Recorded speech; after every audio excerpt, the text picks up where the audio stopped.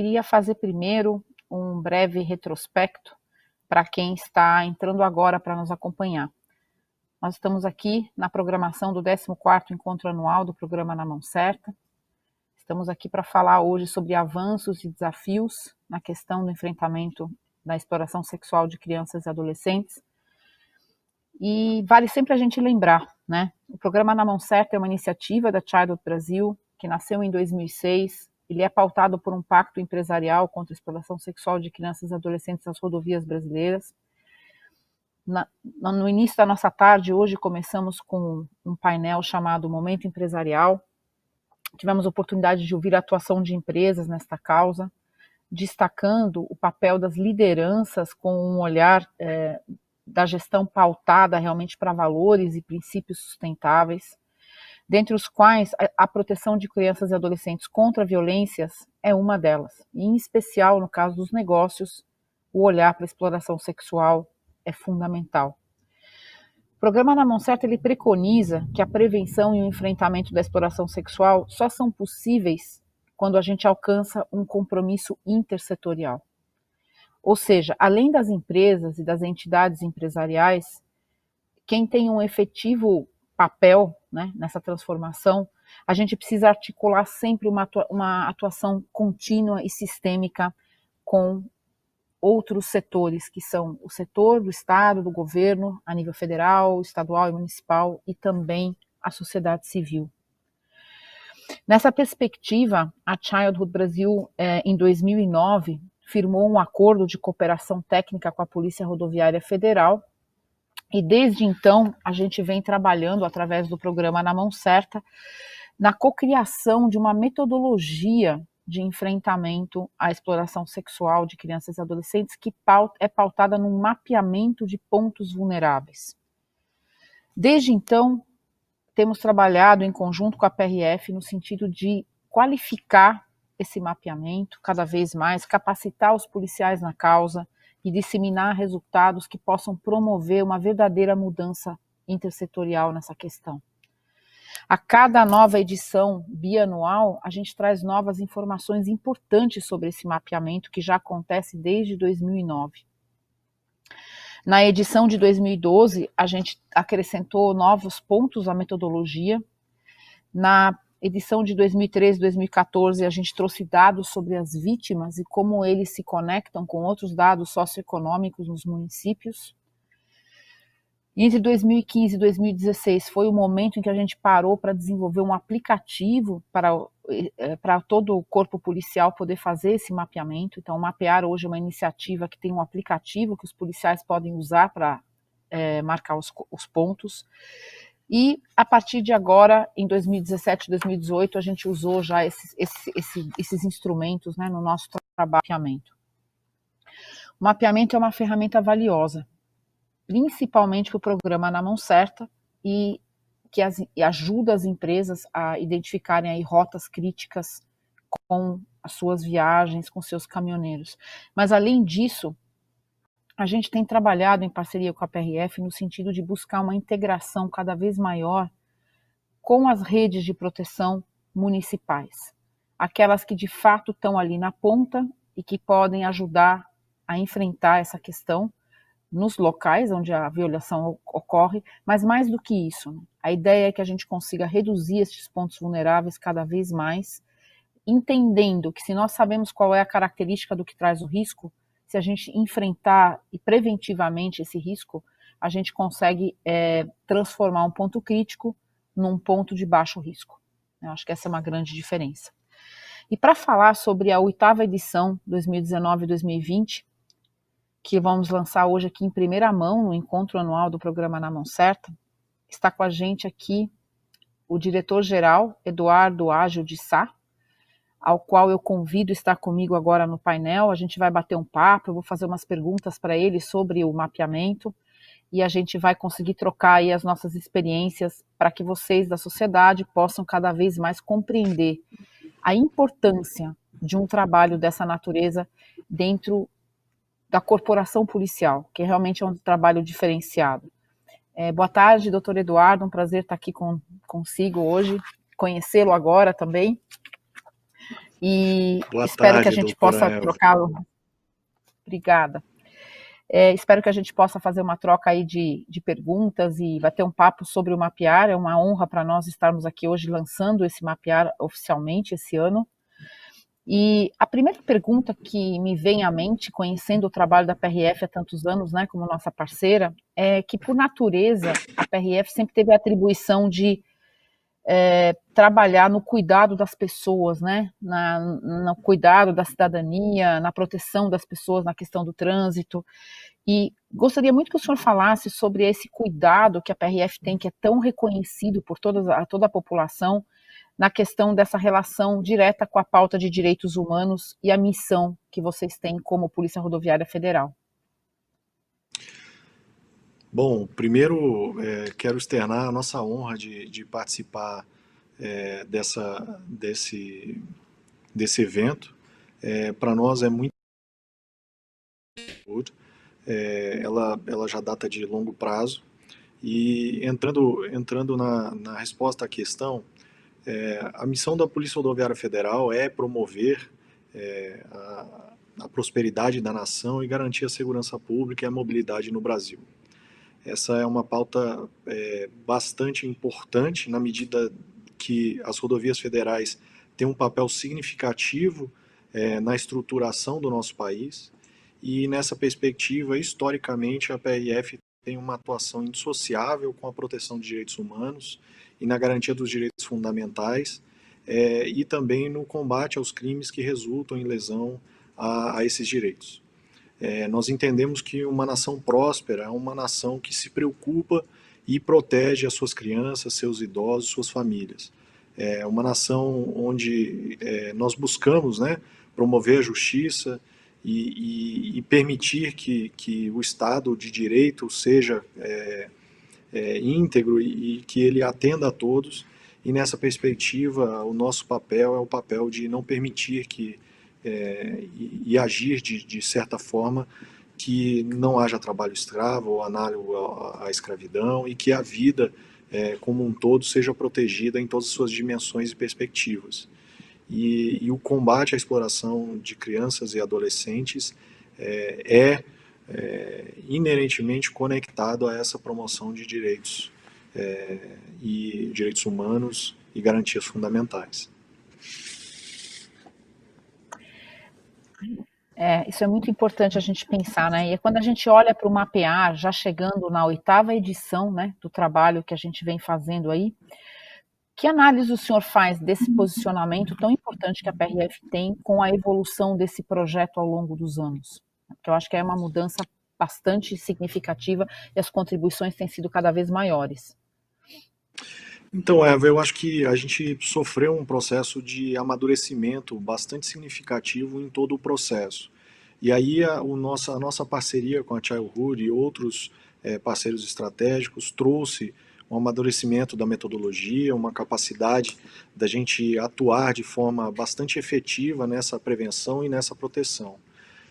A parceria houve também um aporte dessa capacidade de interação com a sociedade civil e com o empresariado para que a gente, a partir desses levantamentos, nós tivéssemos condições de implementar mudanças de fato que são externas somente ao enforcement, licenciamento, né?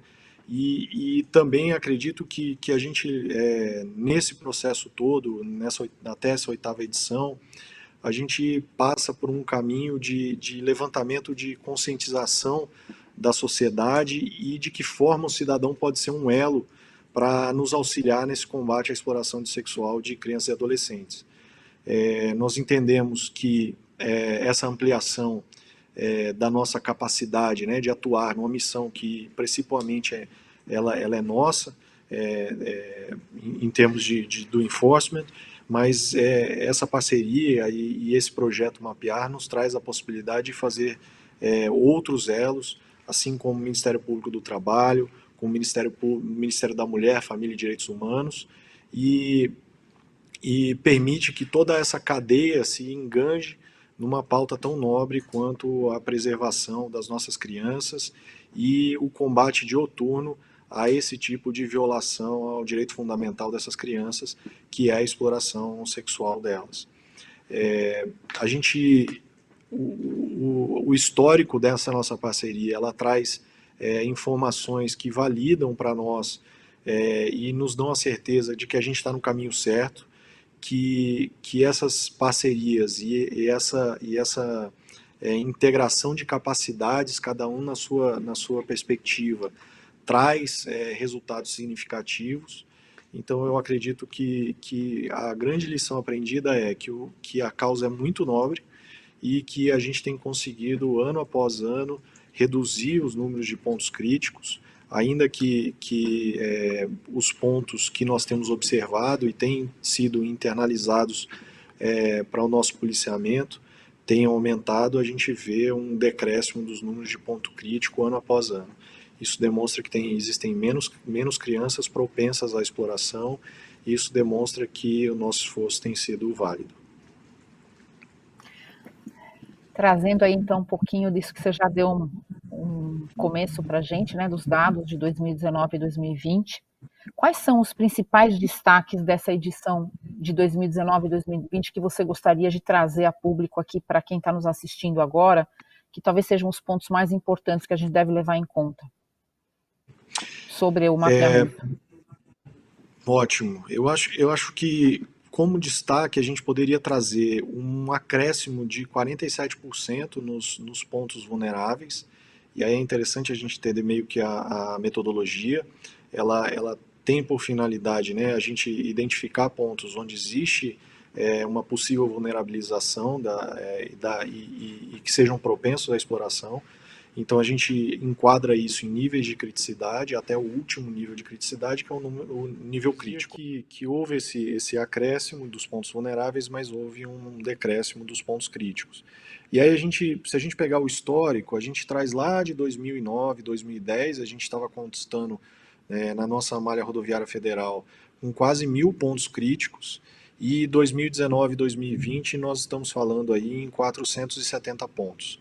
São 470 pontos onde foram identificados uma série de quesitos que trazem um nível de atenção muito maior nosso, para que ali a gente não venha identificar uma exploração de criança ou adolescente.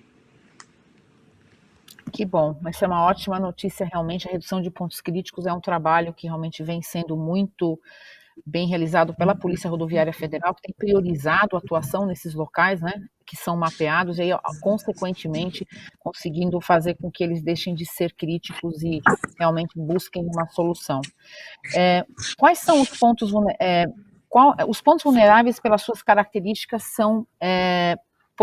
não são pontos de efetiva ocorrência de exploração sexual, né? Acho que esse é um ponto super importante para a gente lembrar e deixar claro para quem está nos assistindo. Ponto vulnerável não é ponto de exploração sexual. Acho que é importante falar dessa diferença.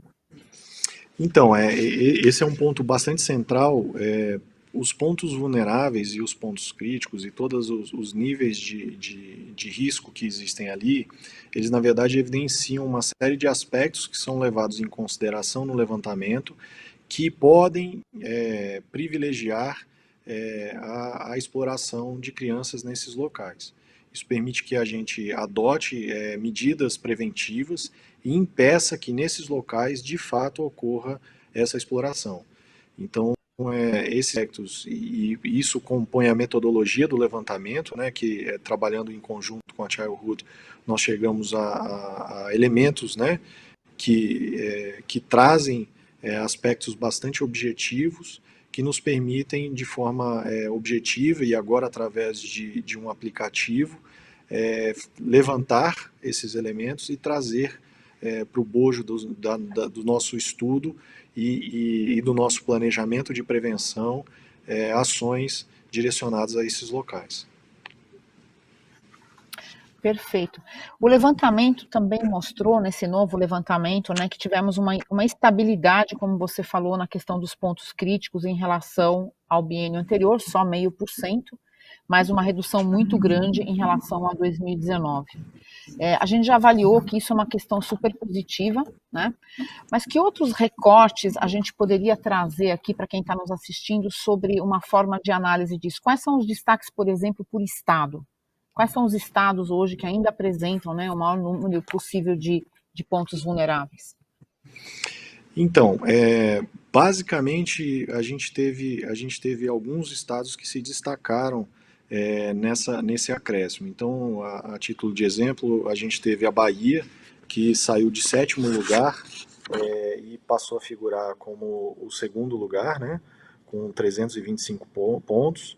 A gente tem Minas Gerais com 351 pontos e o Paraná com 388, que ficou em primeiro lugar.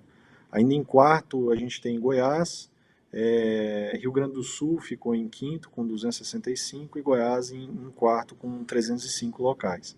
E aí, assim, lembrando que esses locais, eles são locais que foram mapeados para que nós tenhamos ações direcionadas de prevenção nesses locais. Então, basicamente, o estado, por exemplo, do Paraná, ao identificar esses 388 pontos, esses pontos passam a constar da nossa programação operacional e, portanto, são direcionados, é direcionado o policiamento preventivo a esse local.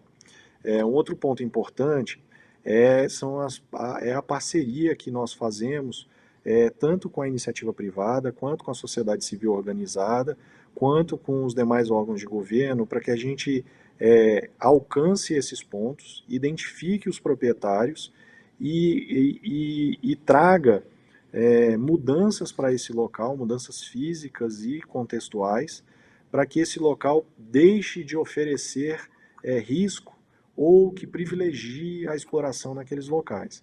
Então nós temos aí uma excelente oportunidade com esse mapeamento de atuarmos de forma preventiva e incrementarmos o policiamento nesses locais e também realizarmos aí ações de coordenação e de conexão com os nossos parceiros para que a gente evite que esses pontos venham a serem constatados enquanto com, de fato, exploração de crianças e adolescentes.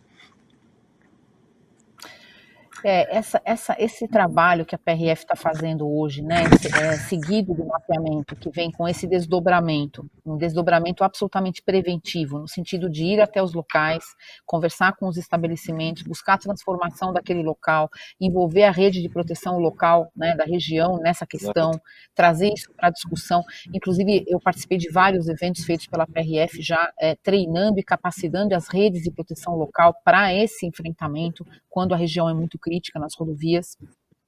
Então, a gente tem aí uma possibilidade de mudar realmente uma situação.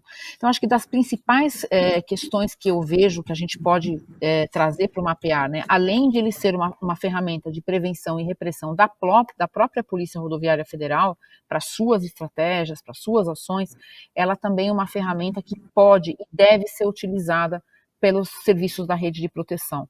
Você poderia dar uma mensagem para os serviços da rede sobre a importância de acessarem e trabalharem com esses dados?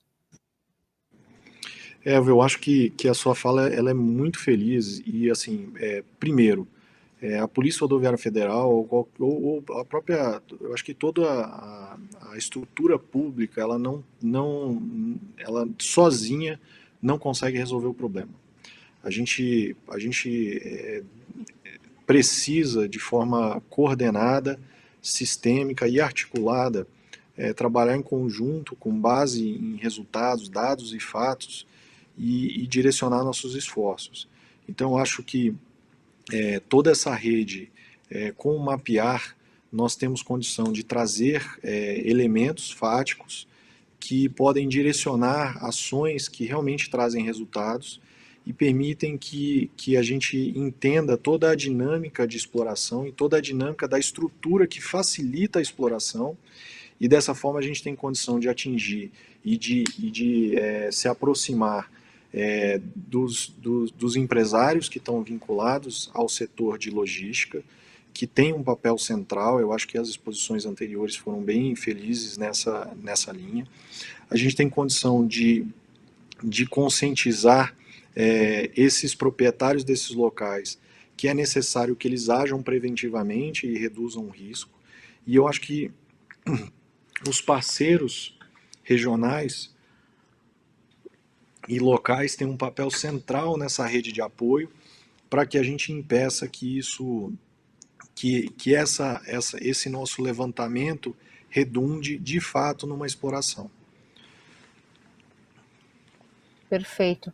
É muito bacana a gente falar sobre isso, viu, doutor Eduardo, porque a gente tem buscado realmente muito a questão, né, de aproximação, de nós fazermos novas parcerias intersetoriais, trazendo aí parceiros realmente. A gente vai começar agora um trabalho na BR-153 com a concessão da Transbrasiliana, em parceria com a PRF, no sentido realmente de tentar uma metodologia nova de enfrentamento, envolvendo parceiros do território, do trecho mesmo, e eu acho que a gente está começando a avançar muito nessa questão, né? Então, acho que essas são coisas muito importantes que fazem com que o mapear possa ganhar asas.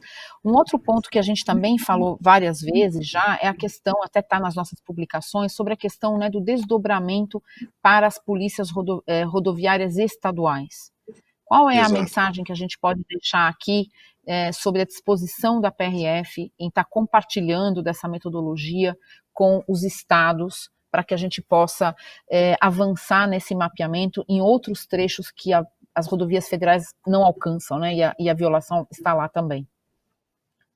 Eu acho que a gente tem dois pontos aí. Primeiro, as boas iniciativas elas precisam ser compartilhadas. A gente não ganha nada em mantê-las somente adstritas a nós, né? O outro ponto muito importante é o seguinte: o Brasil ele é um país eminentemente rodoviário. Grande parte desses pontos, onde existem aspectos que trazem, que são propícios à exploração de crianças e adolescentes, exploração sexual, eles estão em locais onde há aglomeração, onde há parada de transportadores, de caminhoneiros e assim por diante. E o Brasil, basicamente, 92% do transporte de pessoas do Brasil se dá por rodovias. A gente está falando em 65% do PIB do país por rodovias. E é natural que seja muito importante essa expansão das rodovias federais para as rodovias estaduais, para que a gente torne o modal rodoviário um modal cada vez mais seguro e cada vez menos exposto à facilitação de práticas criminosas de violação a direitos fundamentais e direitos humanos.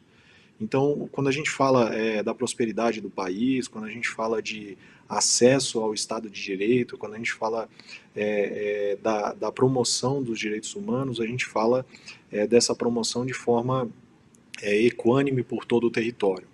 Então, por exemplo, no Mapear, a gente faz alguns estudos relacionados à região do país, onde existe uma maior exposição, onde existe uma menor exposição, e isso traz para a gente várias lições. A primeira é que a gente precisa combater isso não só nas rodovias federais, mas nas rodovias estaduais e em qualquer lugar da nação que isso ocorra. Então, eu acho que aí a gente pode falar de expectativas para o próximo mapear. Eu já adianto que eu conversei com o secretário nacional de Segurança Pública, o Coronel Paim, e pretendo fazer uma série de conversas e aí junto com os nossos parceiros, Childhood, Brasil, MPT e também o Ministério da Família, Mulher e Direitos Humanos, para que a gente amplie essas ações e a gente alcance inclusive os crimes conexos. Quando a gente está falando de exploração sexual de crianças e adolescentes, a gente também está falando de rapto, a gente está falando de crianças desaparecidas, a gente está falando de uma série de outros crimes que são conexos a esses e que, portanto, devem ser combatidos com igual vigor por todo o país. Então a ideia é participar e integrar com as polícias estaduais para que a gente tenha uma ação coordenada e bastante equânime por todo o país. É lógico que esse primeiro esforço, ele talvez, espero que alcance todo o país, mas eu acho que o que a gente conseguir agregar para dentro do mapear, eu acho que é um ganho significativo e nos permitirá avanços nessa seara que é tão importante e tão fundamental. Que boa notícia. Fiquei muito feliz de saber desse movimento que você está fazendo. Realmente é um movimento muito esperado, né? Há muitos anos a gente vem buscando aí conversas com alguns estados. Eu viajei, inclusive, com as equipes da PRF para várias regiões para a gente conversar com os superintendentes locais e principalmente com o comando geral dos batalhões estaduais. Como Sim. é uma coisa localizada e tem toda uma decisão local, né? Então tem todo um trabalho aí de articulação importante para a gente fazer, mas que liderado por você, com apoio com certeza dos seus parceiros, a Child com certeza está nesse apoio, o Ministério Público do Trabalho tenho certeza que também estará junto, o Ministério da Mulher, Família e Direitos Humanos, sem dúvida, tem total interesse também nesse movimento. Então, a gente vai, com certeza, alcançar esse sonho que é colocar o mapear em níveis maiores no Brasil, como realmente uma metodologia que inovou, né? O mapear é uma metodologia tão diferenciada que até em outros países onde ela foi apresentada, né, inclusive já foi convidada, foram feitos convites até para apresentações no Comitê de Segurança da ONU, porque é uma metodologia que não é comum, nenhum outro país tem esse trabalho, então acho que é uma coisa que a gente precisa realmente começar a trazer para todos os estados e todas as localidades. Bom, a nossa conversa aqui daqui a pouquinho está chegando ao fim, mas eu queria colocar mais 2 pontos para você que eu acho que são muito importantes. O primeiro deles é, além das inovações que você disse que está propondo de pensar nessas parcerias para os estados, que outras inovações a gente pode estar pensando para o próprio mapear enquanto mapeamento e eventualmente até conectando com esses outros crimes que você disse que estão conexos. A gente tem falado muito sobre tráfico de pessoas, né? Inclusive Sim. existe aí uma forte conexão com essa violação também. Então, como é que a gente pode o que a gente pode estar pensando aí para 2021, 2022, no próximo biênio, em termos de novidades aí para o mapear? Então, a primeira eu acho que é a expansão do escopo do mapear. Eu acho que, Eva, você foi muito feliz em trazer essa conexão com os estados, as rodovias federais, as rodovias estaduais. Eu acho que é algo que a gente precisa empreender esforços para que a gente consiga fazer o máximo dessa expansão. Há também, lógico, a capacidade da gente envolver mais tecnologia e pensar em alguns avanços para que a gente combata também os crimes conexos, e aí a gente fala de trabalho escravo, a gente fala de tráfico de pessoas, a gente fala da identificação de desaparecidos, e nisso a tecnologia ela nos permite um ganho significativo e de escala para que a gente produza mais e melhores resultados. Então, nessa perspectiva, eu acho que o mapear do ano que vem, ele traz, ele pode a gente pode pensar numa tentativa de ampliação dessa política pública, a instituição de uma política pública de Estado, que tenha por finalidade reduzir em todo o território nacional os pontos vulneráveis para que esses tipos de crimes de violação aos direitos humanos ocorram.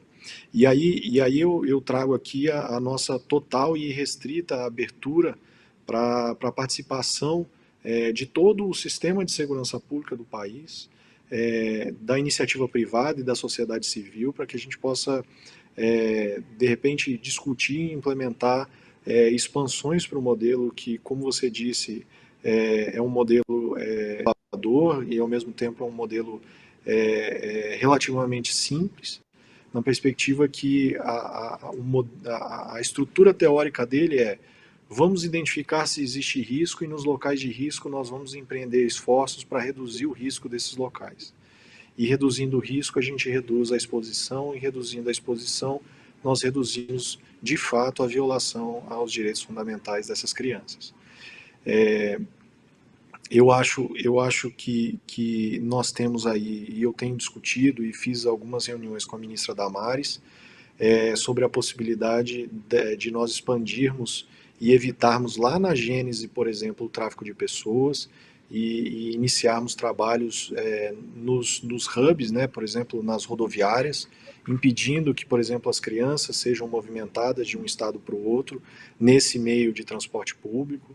Então, eu acho que a gente tem condição de fazer uma série de agregações ao mapear do ano que vem, e continuar com essa nosso intuito, né, que tá no DNA da PRF, está no DNA da Childhood, de proteção da criança e adolescente.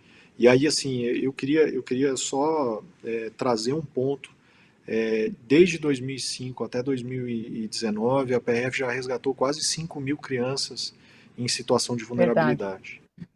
A gente está falando em 5 mil vidas de 5 mil pessoas indefesas que foram retiradas de situações de vulnerabilidade. Para nós, isso é muito sensível.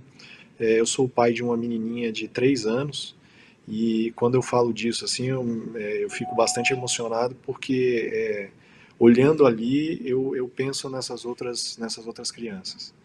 E para nós assim, é uma oportunidade de vida poder trabalhar com esse tipo de causa. Olha, eu fico muito feliz de ouvir isso. Eu justamente queria tocar nesse ponto, né? Em primeiro lugar, dizer que, como parceiro da Polícia Rodoviária Federal há mais de 10 anos, eu reconheço a sensibilidade de vocês para essa questão, né? Para a questão dos direitos humanos, para a questão especialmente da proteção de crianças e adolescentes, o cuidado que vocês têm tido com relação a como podemos conversar sobre isso com todos os policiais para que realmente seja compreendido o tipo de violação que nós estamos falando e o que precisa ser feito até no momento de quando você vai resgatar uma vítima, né? Como você vai conversar com ela, o que você vai perguntar para não revitimizar ela, como é que você vai tirar ela daquele local. A gente nem imagina, mas são situações extremamente delicadas naquele momento em que elas Sim, acontecem, né? Então, e muitas vezes essa criança está super longe de casa, né? Foi traficada, enfim, sei lá, de uma região norte para a região sul, e a gente já nem sabe mais onde é que estão a família, até a família ser localizada. Quer dizer, tem todo um desafio enorme, né, que tá nas mãos aí. Começa com a PRF e continua depois dentro do ambiente da rede de proteção, com todos os outros serviços que vocês trabalham integrados. Então, esse realmente é um desafio, e eu queria deixar registrado aqui exatamente esse ponto, né? O excelente trabalho que vocês têm feito todos esses anos. Nós, como organização da sociedade civil, temos tido, assim, a oportunidade de trabalhar juntos e realmente desenvolver coisas juntos. Isso é uma coisa que a cocriação, a colaboração, né, como foi falado no nosso primeiro painel hoje, a cooperação, inclusive do setor privado, as empresas que puderam participar de reuniões com a PRF para discutir o que é um ponto vulnerável, o que a gente entende, né, as transportadoras, as gerenciadoras de risco, que são empresas que conhecem essa realidade como ninguém, né? Eu me lembro exato. do ponto de partida nosso, que foi como é que a gente começou a pensar onde estão os pontos vulneráveis. A primeira coisa que a gente fez, decidiu juntos, foi vamos ouvir os caminhoneiros, eles sabem aonde vamos deixar eles Uhum, contarem para a gente exato. aonde é que são os lugares. E aí a gente vai lá olhar que características esses locais têm. Então, assim, esse trabalho é um trabalho que, como você falou, ele é muito simples e, ao mesmo tempo, ele é um trabalho que requer uma persistência, né, e uma continuidade. Então, isso é o que vocês vêm Exato. fazendo que é muito, muito importante. Então, esse trabalho de vocês realmente tem sido incrível e eu fico muito feliz de saber que a gente tem essa possibilidade de Trabalho nosso, ampliar Eva. imagina, trabalho Todos integrado nós, eu nosso, acho claro, que mas todos nós, exato. mas a gente tem a felicidade de hoje poder falar para onde é que nós vamos agora, né? Qual é o próximo passo? E sem dúvida você tocou num ponto essencial, a tecnologia. A tecnologia que nós temos hoje à nossa disposição, nós temos que aproveitar. Nós temos que aproveitar, nós temos que buscar a tecnologia para que a gente possa colocar. Espera que eu estou recebendo aqui uma pergunta no nosso chat, deixa eu só ver o que eles estão perguntando. O Paulo Pérez está perguntando, as redes de proteção trabalham com caminhoneiros autônomos e eles são receptivos à proposta do programa? Você gostaria de falar alguma coisa com relação a isso, Eduardo? Eu gostaria que você Então, respondesse. Eva, primeiro, os caminhoneiros, sejam eles autônomos ou não, têm uma participação muito grande. Eu falei ali de quase 5 mil crianças e adolescentes em situação de vulnerabilidade que foram resgatados. Nós temos uma participação muito grande desses caminhoneiros nas denúncias. E para nós, eles são uma peça essencial, porque por mais que nós sejamos mais de 10 mil policiais espalhados por todo o país, e uma série de estruturas de apoio, quem mais vê e que identifica de fato essas violações são os caminhoneiros. Então, assim, a gente tem notado uma receptividade grande, grande parte dessas denúncias, elas acabam chegando, tanto pelo Disque 100, quanto direto para o 191. A gente tem trabalhado numa melhoria significativa dos canais de comunicação da PRF com o caminhoneiro. Então a gente está trabalhando num aplicativo de balcão único para que o caminhoneiro consiga fazer, por exemplo, uma denúncia georreferenciada direto para a gente. Isso vai permitir que a gente tenha uma atuação muito mais cirúrgica. Isso vai permitir, por exemplo, que ele compartilhe fotos, vídeos, o geoposicionamento, tudo de forma anônima conosco. E esse engajamento ele é muito importante.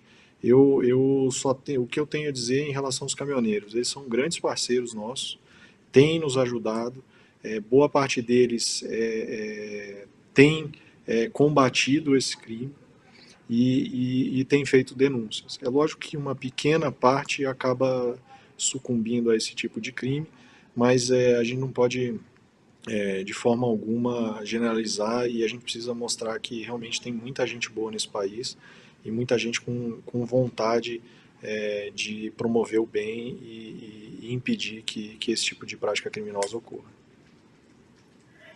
Tenho certeza que quem está nos ouvindo aqui hoje vai entender isso. Muitas vezes as pessoas também acabam, de uma certa forma, não agindo diante de um crime como esse por desconhecimento mesmo, por não entender que aquilo ali é uma violação de direitos humanos, que aquilo está fora do escopo, né, que deveria estar acontecendo, que é uma violação que coloca a criança em risco, coloca a família em risco, porque existem, enfim, uma série de entendimentos de que eventualmente a necessidade justifica os meios, né? Então, mas isso a gente sabe que não pode ser mais uma colocação para ninguém hoje. Doutor Eduardo, eu queria te agradecer por essa nossa entrevista. A gente estava aqui e conversamos aqui quase uma hora juntos agora. Foi um momento super importante para o programa Na Mão Certa. Muito importante para as empresas que estão conosco o ano inteiro trabalhando justamente na educação desses caminhoneiros, na sensibilização deles para que se tornem agentes de proteção. No nosso próximo painel, a gente inclusive vai discutir a importância das denúncias nas rodovias, como essas denúncias acontecem no Disque 100, como elas acontecem no 191 hoje, qual é a importância desse papel, né, desse movimento integrado entre sociedade civil, serviços públicos e a segurança das crianças nessas rodovias. Então, acho que a gente está aí num caminho de construção conjunta que está sempre avançando. Então, que a gente possa, no ano que vem, né, no final do ano, trazer mais novidades aí para quem está nos assistindo, dizendo, puxa, a gente falou tanto sobre isso no ano passado, que nós estaríamos ali, estaríamos aqui, conseguimos avançar, estamos hoje trazendo mais novidades, porque eu acho que é isso que faz com que a gente consiga o apoio, né, das empresas, o apoio da sociedade civil, para continuar nesse movimento que a gente vem fazendo. Queria agradecer muito, eu acabei de entrevistar aqui o diretor-geral da PRF, Eduardo Aggio de Sá. Nós falamos sobre o novo mapear, a edição 2019-2020. A partir de hoje, a publicação deste mapear está no nosso site, www.namãocerta.org.br. Quem quiser saber as informações completas desse mapeamento, a publicação, a cartilha do mapeamento já está disponível. Também vai estar disponível no site da PRF, que é www.prf.gov.br. Também estará lá disponível. Então, a gente agora pode começar a divulgar essas informações, vamos usar as informações que a gente tem, aonde estão os pontos vulneráveis, quais são os critérios para que a gente possa trabalhar na prevenção, no dia a dia, cada um na sua atividade, utilizando essa informação tão importante que a Polícia Rodoviária Federal coloca à nossa disposição. Eduardo, muito obrigada, coloco para você aqui as tuas palavras finais, para agradecer também a sua presença e espero que a gente possa conversar mais vezes. Sem dúvida, eu que quero agradecer, primeiro, a oportunidade e quero parabenizar, em nome da PRF, a Childhood, nessa cooperação e parceria de longo prazo. Os resultados, esses resultados que a gente ostenta com muito orgulho de resgate de crianças, ele se deve em grande parte a essas parcerias. Obrigado, Eva, pela essa parceria de longo prazo. Eu quero dizer que a PRF, na sua ação extremamente imbricada com a promoção de direitos humanos em todas as rodovias federais do Brasil, tem cada dia mais pensado e trabalhado para que a gente promova os direitos humanos. Nessa perspectiva, a gente fez algumas alterações na estrutura do órgão, o que era uma comissão e aí de caráter transitório passa a ser um serviço de direitos humanos. A gente também criou aqui o Serviço de Direitos Difusos, para que a gente possa fazer discussões de alto nível, de forma perene, constante, e que ações como essa do Projeto Mapear e tantas outras ações se eternizem enquanto uma política pública de Estado e permitam que nós avancemos enquanto sociedade, e aí com todos os nichos e todas as perspectivas da sociedade brasileira, em prol de um país mais justo, mais seguro para as nossas crianças, para os nossos idosos, para as nossas famílias, e que a cada dia a gente tenha redução bastante significativa dessas violações aos direitos humanos fundamentais. Obrigado a todos, agradeço a oportunidade, forte abraço, sucesso na continuidade desse evento. Muito obrigada, obrigada pela sua presença conosco. Espero que a gente possa estar conversando mais vezes. Até a próxima.